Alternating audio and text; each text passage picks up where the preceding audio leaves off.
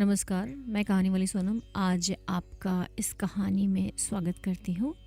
आज जो आप कहानी सुनने वाले हैं वो कहानी इतनी ज़्यादा इमोशनल है कि अगर ये आपके साथ या आपके घर में घटित हो जाए या आपके जानने वाले में कभी घटित हो जाए तो आप सिहरन से कांप जाओगे। आपका पूरा शरीर थरथरा जाएगा कि चाहे कुछ हो जाए, भले ऊपर वाला मुझे मौत दे दे, लेकिन ये ज़िंदगी मुझे बिल्कुल भी नहीं चाहिए। प्लीज कहानी अंत तक सुनिएगा। चौधरी पीर बख्श के दादा चुंगी के महकमे में दारोगा थे। आमदनी अच्छी थी। एक छोटा पर पक्का मकान भी उन्होंने बनवा लिया। लड़कों को पूरी तालीम दी। दोनों लड़के एंट्रेंस पास कर रेलवे में और डाक खाने में बाबू हो गए। चौधरी साहब की जिंदगी में लड़कों के ब्याह और बाल बच्चे भी हुए, लेकिन ओहदे में खास तरक्की न हुई। वही 30 और 40 रुपए माहवार का दर्जा। अपने जमाने की याद कर चौधरी साहब कहते, हाँ वो भी क्या वक्त थे।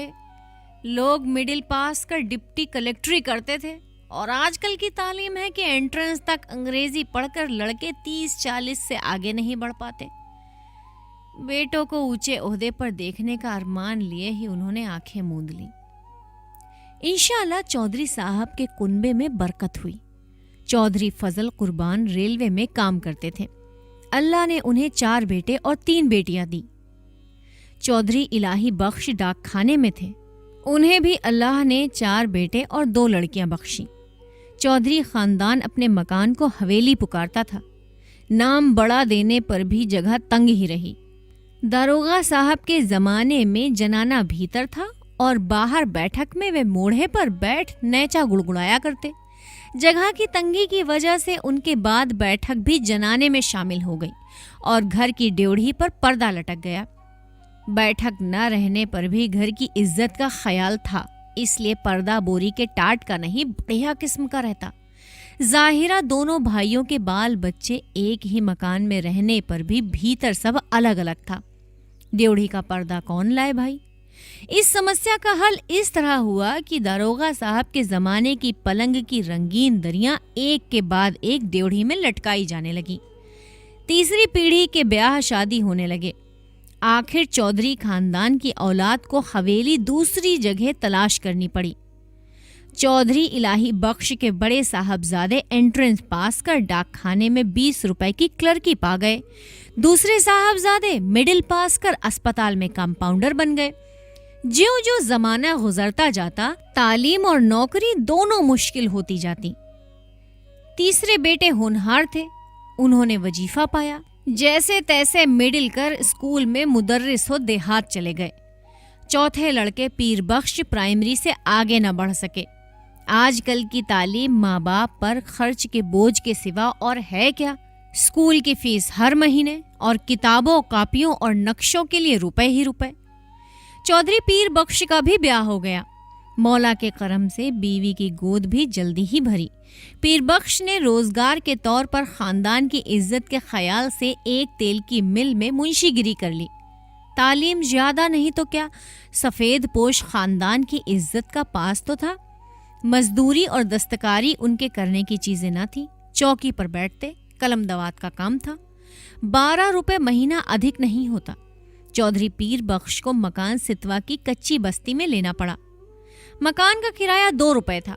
आसपास गरीब और कमीने लोगों की बस्ती थी। कच्ची गली के बीचों बीच गली के मुहाने पर लगे कमीटी के नल से टपकते पानी की काली धार बहती रहती, जिसके किनारे घास उगाई थी। नाली पर मच्छरों और मक्खियों के बादल उमड़ते रहते। सामने रमजानी धोबी की भट्टी थी, जिसमें से धुआं और सज्जी मिले उबलते कपड़ों की गंध उड़ती रहती। दाईं ओर बीकानेरी मोचियों के घर थे। बाईं ओर वर्कशॉप में काम करने वाले कुली रहते। इन सारी बस्ती में चौधरी पीर बख्श ही पढ़े लिखे सफेद पोश थे। सिर्फ उनके ही घर की ड्योढ़ी पर पर्दा था।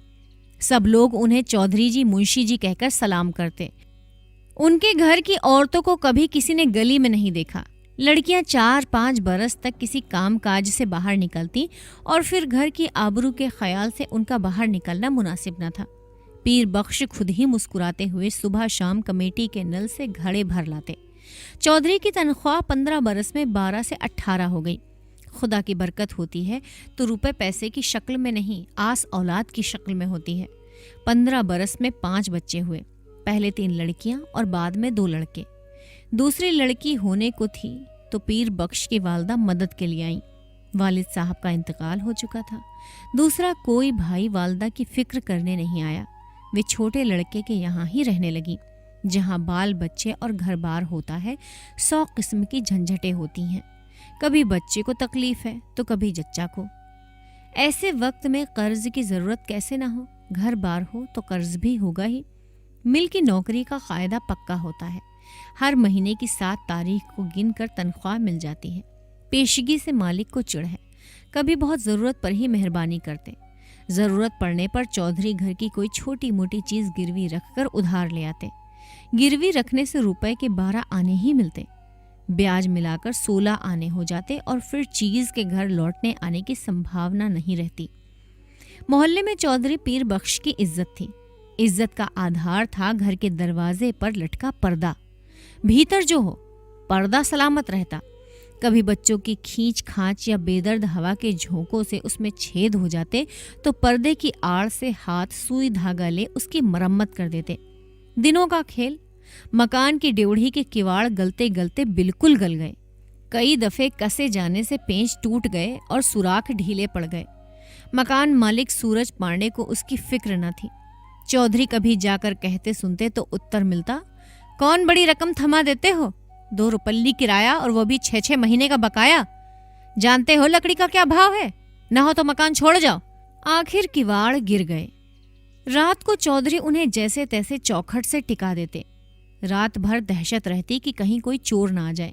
मोहल्ले में सफेद पोशी और इज्जत होने पर भी चोर के लिए घर में कुछ न था। शायद एक भी साबित कपड़ा या बर्तन ले जाने के लिए चोर को न मिलता। पर चोर तो चोर है। छीनने के लिए कुछ ना हो तो भी चोर का डर तो रहता ही है। वो चोर जो ठहरा। चोर से ज्यादा फिक्र थी आबरू की। किवाड़ न रहने पर पर्दा ही आबरू का रखवाला था। वो पर्दा भी तार तार होते होते एक रात आंधी में किसी भी हालत में लटकने लायक न रह गया। दूसरे दिन घर की एकमात्र पुश्तैनी चीज दरी दरवाजे पर लटक गई। मोहल्ले वालों ने देखा और चौधरी को सलाह दी, अरे चौधरी, इस जमाने में दरी यूं काहे खराब करोगे? बाजार से लाकर टाट का नया टुकड़ा है, लटका दो। पीर बख्श टाट की कीमत भी आते जाते कई दफे पूछ चुके थे। 2 गज टाट 8 आने से कम न मिल सकता था। हंसकर बोले, होने दो, क्या है, हमारे यहाँ पक्की हवेली में भी ड्योढ़ी पर दरी का ही पर्दा रहता था। कपड़े की महंगाई के इस जमाने में घर की 5 औरतों के शरीर से कपड़े जीर्ण होकर यूं गिर रहे थे जैसे पेड़ अपनी छाल बदलते हैं। पर चौधरी साहब की आमदनी से दिन में एक दफे किसी तरह पेट भर सकने के लिए आटे के अलावा कपड़े की गुंजाइश कहाँ। खुद उन्हें नौकरी पर जाना होता। पायजामे में जब पैबंद संभालने की ताब न रही, मार्किन का एक कुर्ता पायजामा जरूरी हो गया। पर लाचार थे। गिरवी रखने के लिए घर में जब कुछ भी ना हो, गरीब का एकमात्र सहायक है पंजाबी खान। रहने की जगह भर देखकर वो रुपया उधार दे सकता है। 10 महीने पहले गोद के लड़के बरकत के जन्म के समय पीर बख्श को रुपए की जरूरत आ पड़ी। कहीं और कोई प्रबंध न हो सकने के कारण उन्होंने पंजाबी खान बबर अली खां से 4 रुपए उधार ले लिए थे। बबर अली खान का रोजगार सितवा के उस कच्चे मोहल्ले में अच्छा खासा चलता था। बीकानेरी मोची, वर्कशॉप के मजदूर और कभी कभी रमजानी धोबी सभी बबर मियाँ से कर्ज लेते रहते। कई दफे चौधरी पीर बख्श ने बबर अली को कर्ज और सूद की किस्त न मिलने पर अपने हाथ के डंडे से ऋणी का दरवाजा पीटते देखा था। उन्हें साहूकार और ऋणी के बीच बचौवल भी करना पड़ता था। खान को वो शैतान समझते थे, लेकिन लाचार हो जाने पर उसी की शरण लेनी पड़ी। 4 आना रुपया महीने पर 4 रुपया कर्ज लिया। शरीफ खानदानी मुसलमान भाई का ख्याल कर बबर अली ने 1 रुपया माहवार की किस्त मान ली। 8 महीने में कर्ज अदा होना तय हुआ। खान की किस्त न दे सकने की हालत में अपने घर के दरवाजे पर फजीहत हो जाने की बात का ख्याल कर चौधरी के रोए खड़े हो जाते। 7 महीने फाका करके भी वे किसी तरह से किस्त देते चले गए। लेकिन जब सावन में बरसात पिछड़ गई और बाजरा भी रुपए का 3 सेर मिलने लगा, किस्त देना संभव न रहा। खान 7 तारीख की शाम को ही आया। चौधरी पीर बख्श ने खान की दाढ़ी छू और अल्लाह की कसम खा 1 महीने की मुआफ़ी चाही। अगले महीने 1 का सवा देने का वायदा किया। खान टल गया। भादों में हालत और भी परेशानी की हो गई। बच्चों की माँ की तबीयत रोज रोज गिरती जा रही थी। खाया पिया उसके पेट में नहीं ठहरता। पथ्य के लिए उसको गेहूं की रोटी देना जरूरी हो गया। गेहूं मुश्किल से रुपए का सिर्फ 2.5 सेर मिलता। बीमार का जी ठहरा। कभी प्याज के टुकड़े या धनिया की खुशबू के लिए ही मचल जाता, कभी पैसे की सौंफ, अजवाइन, काले नमक की ही जरूरत हो तो पैसे की कोई चीज मिलती ही नहीं। बाजार में तांबे का नाम ही नहीं रह गया।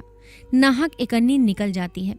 चौधरी को 2 रुपए महंगाई भत्ते के मिले, पर पेशगी लेते लेते तनख्वाह के दिन केवल 4 ही रुपए हिसाब में निकले। बच्चे पिछले हफ्ते लगभग फाके से थे।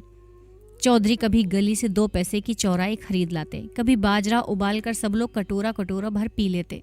बड़ी कठिनता से मिले 4 रुपयों में से 1.25 रुपए खान के हाथ में धर देने की हिम्मत चौधरी को न हुई। मिल से घर लौटते समय वे मंडी की ओर टहल गए। 2 घंटे बाद जब समझा खान टल गया होगा और अनाज की गठरी ले वे घर पहुंचे, खान के भय से दिल डूबा जा रहा था। लेकिन दूसरी ओर 4 भूखे बच्चों, उनकी माँ, दूध न उतर सकने के कारण सूख कर काटा हो रहे गोद के बच्चे और चलने फिरने से लाचार अपनी ज़ईफ माँ की भूख से बिलबिलाती सूरतें आंखों के सामने नाच जाती। धड़कते हुए हृदय से वे कहते जाते, मौला सब देखता है, खैर करेगा। 7 तारीख की शाम को असफल हो खान 8 की सुबह खूब तड़के चौधरी के मिल चले जाने से पहले ही अपना डंडा हाथ में लिए दरवाजे पर मौजूद हुआ। रात भर सोच सोच कर चौधरी ने खान के लिए बयान तैयार किया। मिल के मालिक लाला जी 4 रोज के लिए बाहर गए हैं। उनके दस्तखत के बिना किसी को भी तनख्वाह नहीं मिल सकी। तनख्वाह मिलते ही वो 1.25 रुपया हाजिर करेगा। माकूल वजह बताने पर भी खान बहुत देर तक गुर्राता रहा।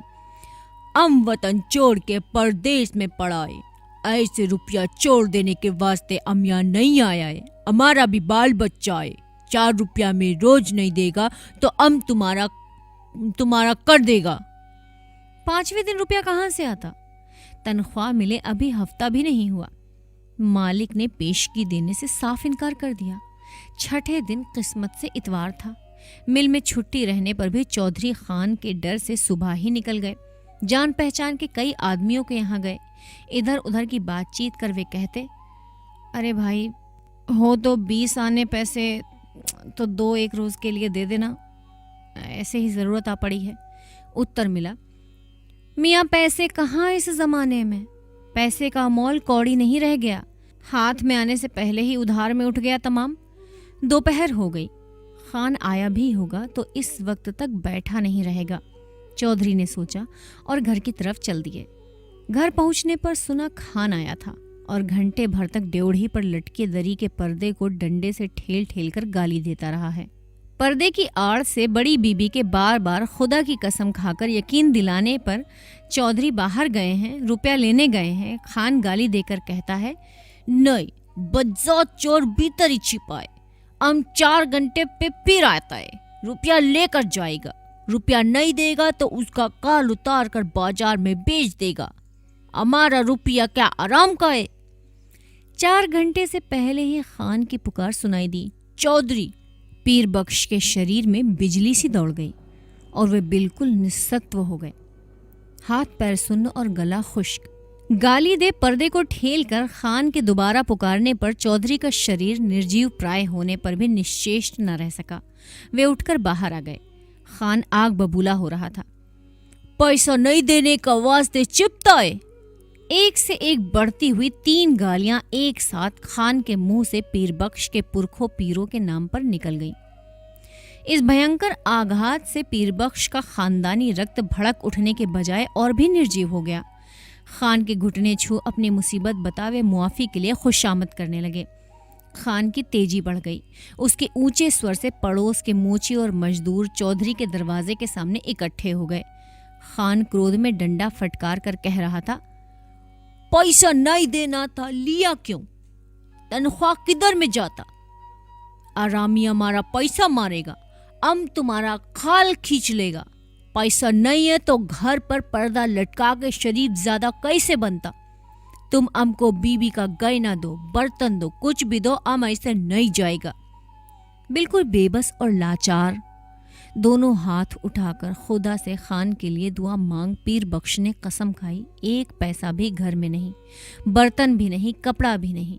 खान चाहे तो बेशक उसकी खाल उतार कर बेच ले। खान और आग हो गया, अब तुम्हारा दुआ क्या करेगा, तुम्हारा खाल क्या करेगा, उसका तो जूता भी नहीं बनेगा, तुम्हारा खाल से ये तो टाट अच्छा।